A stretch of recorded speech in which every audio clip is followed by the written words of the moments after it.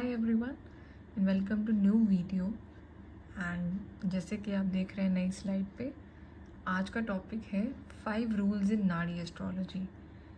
तो आज हम सिंपल 5 ऐसे रूल को देखने वाले नाड़ी एस्ट्रोलॉजी के, जो हमें इवेंचुअली इस साइंस को समझने के लिए बहुत हेल्प करेगा एंड इवेंचुअली हम बेटर प्रेडिक्ट भी कर पाएंगे।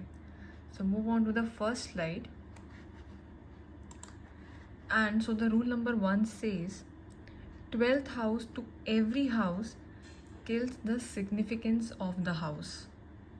यानी कि हर एक घर का जो 12वां घर होगा वो उस पर्टिकुलर घर का सिग्निफिकेंस को ख़त्म करता है। इसको समझते हैं, राइट। आप जैसे देख रहे हैं जो फर्स्ट घर है, इससे जो 12th हाउस होगा, which means 1 2 3 4 5 6 7 8 9 10 11 12। तो जो फर्स्ट घर होता है वो बेसिकली बॉडी होता है, एंड जो 12th हाउस हो गया that is the death. Similarly जो 7th हाउस होता है वो होता है पार्टनरशिप, मैरिज, बिजनेस, और उसका जो 6th हाउस हो जाएगा, विच मीन जो उसका 12th हाउस हो जाएगा, that will kill the significance of the 7th house. Which means अगर 7th हाउस मैरिज है तो 6th हाउस क्या हो गया, डाइवोर्स हो गया। So this was a very clear and simple rule कि जो 12th हाउस होगा to every house will kill the significance of that particular house. Coming back to the rule number second house to every house enhances the significance of the house। कि जो हर एक घर से जो दूसरा घर होता है वो उसके सिग्निफिकेंस को बढ़ा देता है। इसको भी समझ लेते हैं। अब यानी कि जो चौथा घर है, let's say the 4th house. 4th house basically क्या है, एजुकेशन है, प्रॉपर्टी है, मदर है। अगर इसको एजुकेशन के पर्सपेक्टिव से देखें तो 4th हाउस का जो सेकंड हाउस है that is 5th house. 1 2 5th house जो हो गया, तो 5th हाउस क्या है, 5th house is also related to education. It gives you the intellectual abilities, learnings. ये कहीं ना कहीं आपके एजुकेशन वाले हाउस को सपोर्ट करता है या उसका सिग्निफिकेंस को बढ़ा रहा है। We see the 10th house. 10th house क्या होता है, आपका कर्म होता है, आपका कैरियर होता है। तो जो 10th हाउस से सेकंड हाउस होगा which would be the 11th house. 11th house gain का घर होता है, तो ये आपके कैरियर में आपको गेन देगा, आपके कैरियर को सपोर्ट करेगा। बेसिकली ये उसका सिग्निफिकेंस को बढ़ा रहा है।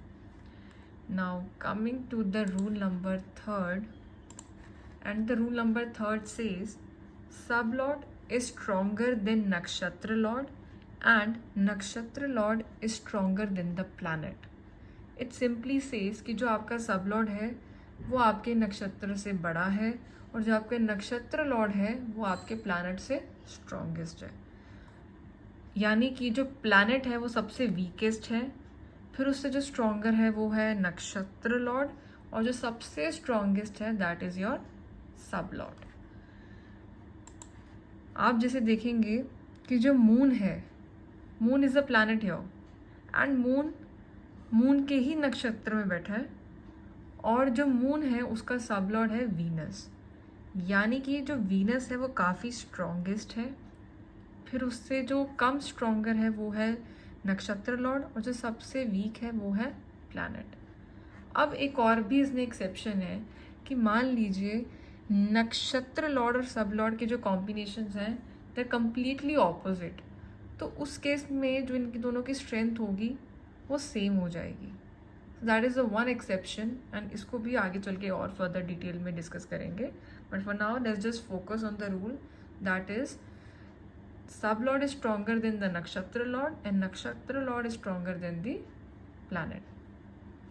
So this was also a very basic yet important rule of Nadi astrology. Coming back to the rule number 4, and the rule number 4 says Mahadasha is stronger than Bhukti and Bhukti is stronger than Antardasha। यानी कि जो महादशा है that will be the strongest, फिर उससे जो कम stronger होगी that would be the भुक्ति, और जो वीक होगी दैट वुड बी द अंतर्दशा। अब इसको समझें। जैसे आप देखेंगे इस व्यक्ति का जो भी करंट समय चल रहा है वो चल रहा है राहु यानी कि महादशा, मून यानी कि भुक्ति एंड जुपिटर अंतर्दशा। So Rahu would be the strongest. जो राहु ने कह दिया वो ज़्यादा प्रेवलेंट होगा, फिर उससे कम जो स्ट्रॉन्गर होगा दैट वुड बी मून, और जो सबसे वीक होगा that would be the Jupiter. अब इस व्यक्ति के जो लाइफ में जो सबसे ज़्यादा इम्पैक्ट चल रहा है इतने टाइम से वो चल रहा है राहु का, क्योंकि राहु एक महादशा है और वो हमारे लाइफ में बहुत सालों के लिए आती है। स्पेशली जो राहु की महादशा होती है that is for 18 years. Rahu would be the strongest, फिर उसके बाद मून होगा जो उससे थोड़ा कम स्ट्रॉन्गर होगा, और फिर जो अंतरा है जो जुपिटर का that would be least strong, but इन सब का इम्पैक्ट होगा बट ज़्यादा राहु का होगा। Coming to the last slide, number 5 है that is a most important rule, because ये आपके प्रेडिक्शंस का बेस है।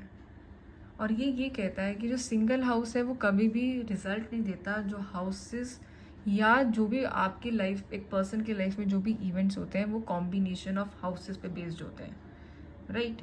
सो मान लीजिए अभी जो जुपिटर है वो 3-12 का कॉम्बिनेशन रख रहा है, 3rd and 12 हाउसेस।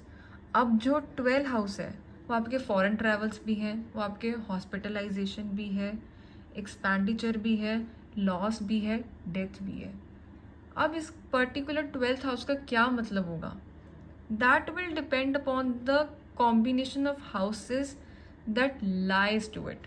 अब जैसे 12 के साथ 3 है, and 3 we know is related to the short travels, and 12 is for the foreign and the long travels, right. So ये आपको ट्रैवल्स पे ज़्यादा फोकस करवाएगा। So we should always focus on the combination of houses together to know कि एक person की life में कौन सा एक ऐसा इवेंट होने वाला है। सो this was the most important of all the rules, but बाकी भी रूल्स इम्पॉर्टेंट हैं, but this was something that will form the base of your predictions. I hope these all rules were clear to you, and इसको एक sum up कर लेते हैं, एक बार सारे रूल्स को देख लेते हैं। सो पहला रूल ये कहता है कि आपके हर एक घर से जो 12th घर होता है वो आपके सिग्निफिकेंस को ख़त्म करता है।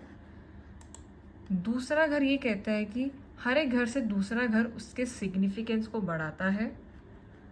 Third rule says sub Lord is stronger than नक्षत्र लॉर्ड, एंड जो नक्षत्र है वो प्लैनेट से स्ट्रॉन्गेस्ट है। अब बात करते हैं रूल नंबर 4 की। इसमें ये बताता है कि दशा इज ग्रेटर देन भुक्ति एंड भुक्ति इज ग्रेटर देन अंतरा। रूल नंबर 5 सेज कि हमें कभी भी प्रिडिक्शन सिंगल हाउस को देके नहीं करनी चाहिए, we should always consider the combination of houses. And I hope these rules were clear to you. They were quite basic yet so important to understand and form the base of your predictions. And अगर video अच्छी लगी हो तो please hit the like button. आने वाली videos में बहुत सारे रूल्स एंड बहुत सारे प्रेडिक्शन सीखने वाले हैं। So stay tune and I will see you in the next video.